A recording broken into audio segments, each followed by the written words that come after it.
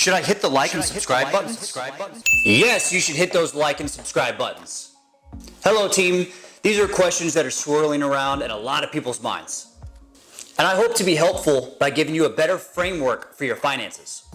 I love to share financial knowledge and literacy to my friends, family, and pretty much anybody else that'll listen to me. But I promise I'm not gonna push a product or tell you to buy my special course.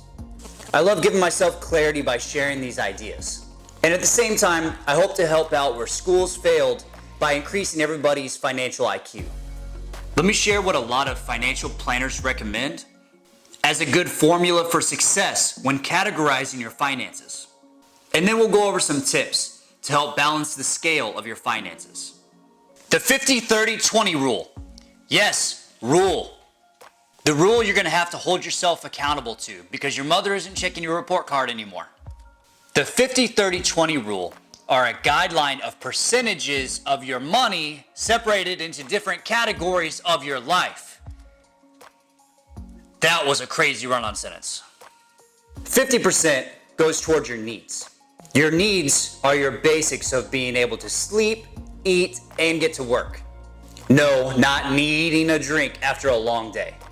The 30% is fill in the blank with your wants. And the 20% is your savings dedicated to your future. Either for that 1 month that everything breaks, or to have enough money to not have to go to work again. Ever. Where are you at right now? Do you save anything out of your check right now? Okay, I know it's tough when there's more month left at the end of your money than more money left at the end of your month. Let's add up your needs.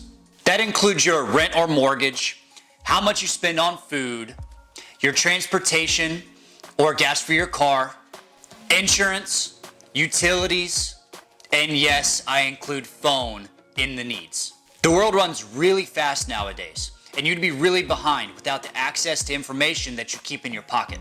Okay, so go ahead and add all those up. I'll just wait here a second.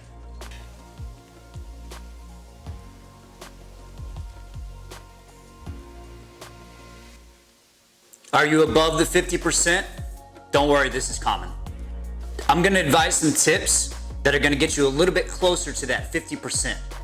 But the best piece of advice I can give you is to increase your income. Nobody truly makes what they're worth, and I don't believe that you do either. By the way, this is not a side hustle video. There are plenty of those out there. What can we do today to have an immediate effect on our wallets? Okay, as far as your home, I'm not gonna tell you to sell your home or break your lease. However, it wouldn't hurt to create some extra income from extra space that you have. For example, I've had a roommate for years. Sorry. I'm filming. Please, I'm filming. Sorry. I'm so just kidding. I do not live with my mother. There are also many people out there that are creating extra income by listing their rooms on Airbnb. Now, if you are about this life, go for it. I don't know about you. I just don't feel like I could concentrate inside my home with a random stranger in it. If you're interested in something like this, check out Brian Page's B&B formula. He has a great educational course on anything you need to know about making money on Airbnb. And no, Brian does not pay me to say that. But I wouldn't stop him if he wanted to. Here's an article that says you can save an average of $16 a meal by cooking at home.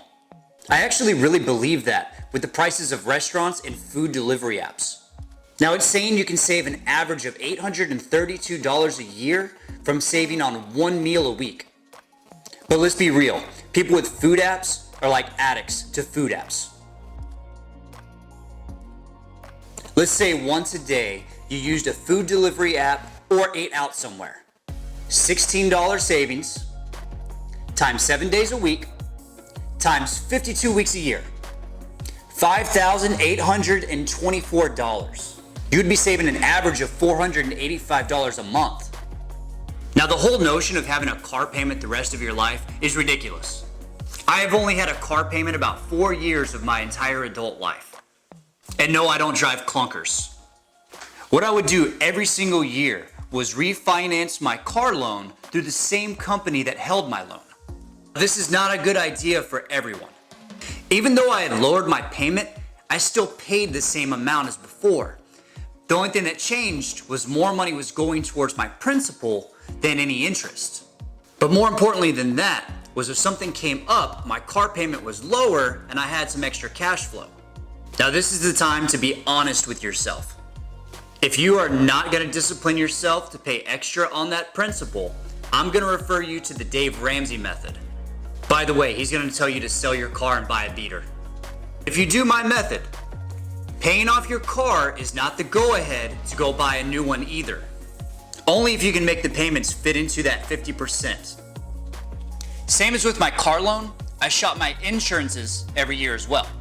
With rising rates in the market, always come the competitors. And more often than not, I've always been able to keep or reduce my premiums. Please don't sacrifice sufficient coverage on your health, home, or car insurances. But if you can get the same coverage for a lower rate, why not? In general, it is going to be helpful to eliminate as much debt as possible. The average American spends $7,982 a year in interest, or $665 a month in nothing but interest. That money doesn't even go back towards the principal, which is the money that you owe on the loan. It's just the cost of having the loan. I've always referred to this as hemorrhaging or bleeding money. Utilities, let's face it, you need them. We need to be presentable for work with a good night's sleep and a fresh shower. But would you be able to say whether or not you are on a variable rate or a locked-in rate? What's the difference? A locked-in rate promises a certain amount times your usage. A variable rate stays with the market. Whatever today's rate is just the rate. These tend to go up over time. They usually start with a lower cost at first, but due to inflation and just general price increases, they're always going to go up. A simple phone call to your providers will clarify this for you. Remember, if you are on a variable rate, get a locked rate. Plus, you'd be amazed at how much you can save with LED light bulbs and do-it-yourself power-saving tips on YouTube. As much as you feel you need Netflix, come on guys, it's really not a need. How many unused subscriptions do you have at this point? Save some money now because you can always get them again later. Your cell phones. This article mentions that you should not be paying more than $25 to $50 per line. But I think the biggest cost is always going for the latest and greatest upgrade. Your cell phone has more power than all of NASA back in 1969 when it put 2 men on the moon. I think you can squeeze some extra time out of it. The 30% are your wants, and they include anything you want. But there are a couple categories that we tend to overspend on. Clothing, lottery tickets, extended warranties, cable TV, impulse purchases. Okay, you freed up some cash and gave yourself a pay raise. But the moment that we free up some money, we feel the urge to start a shopping spree. This is referred to as Parkinson's law. This law says that no matter how much people earn, they tend to spend that and a little bit more. Which I don't know why it's considered a law, because I definitely don't do this. Remember that you just cleaned up your books. You don't want to go back to the way things were. I'll put a video down in the description showing the potential of what saving 20% of your income can do for you. Okay, so now you have the blueprint of the 50-30-20 rule. I personally follow the 50-30-20 rule. The only difference about what I do is I flip the order. I pay myself 50% of my income. 30% goes towards my wants and 20% goes towards my needs.